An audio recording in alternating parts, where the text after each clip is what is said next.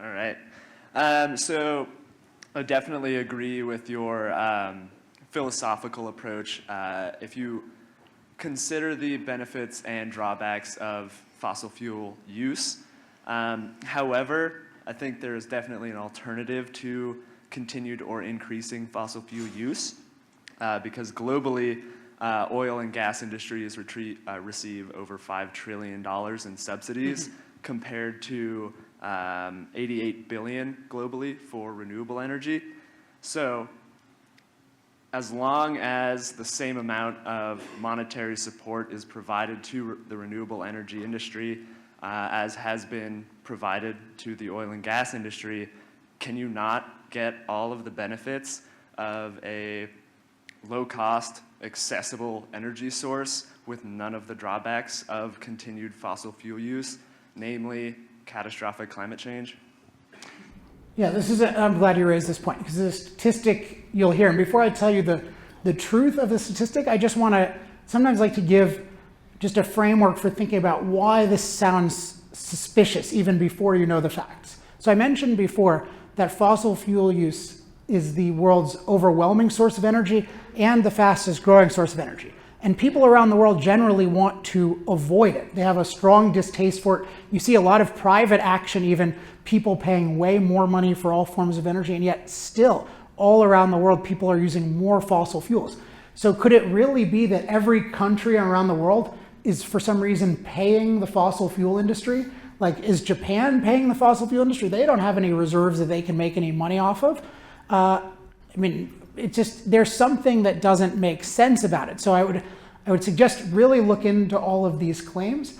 And so what I would say is, policy-wise, what I advocate is eliminate all subsidies. But a subsidy means the government pays companies to produce some forms of energy to artificially incentivize it, or they pay consumers to consume more of certain forms of energy. I'm against all of that. But the $5 trillion number, where that comes from, that is not a subsidy. That is not what people are paying. Nobody's paying energy companies or consumers to do that. The only real subsidies for fossil fuels on any scale, certain places like Saudi Arabia, they will subsidize oil for their citizens. And it's not because there's something that's cheaper than oil, it's just they're doing it for various reasons to give it to their citizens. But if they didn't subsidize it, what would just happen is their citizens would use oil because that's the cheapest transportation fuel, they just use less. But that's a tiny percentage of the 5 trillion. The 5 trillion comes from what people call externalities. So what they're saying is that they believe that fossil fuels have $5 trillion worth of negative side effects that are not accounted for in the price. And these are overwhelmingly climate side effects. What is the problem with this? Well, as I've shown you, climate has gotten far safer as we've used more fossil fuels.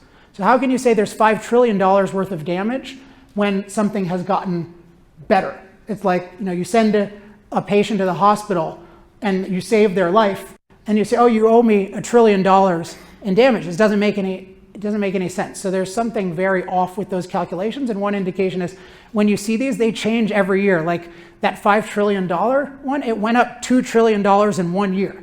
And is that, nobody paid $2 trillion.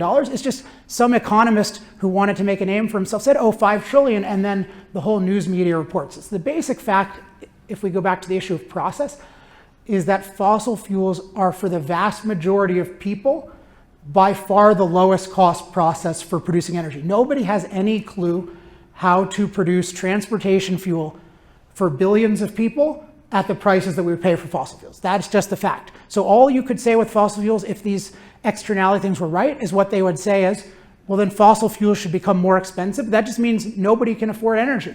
And I debated Robert F. Kennedy Jr., you can look this up, we'll send it out too, but I asked him point blank, okay, you're saying all these externality calculations, so how much should gasoline be? I said like $12 a gallon, and he said, yeah, $12 a gallon.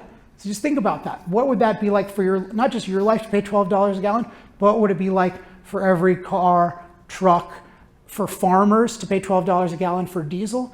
Like, this whole argument is basically just ignoring the reality that there's nothing that can come close to the prices that we pay for energy today, using anything else. I mean, except nuclear, if, over time, if we develop it. And it's interesting that all the people saying this are the biggest opponents of nuclear.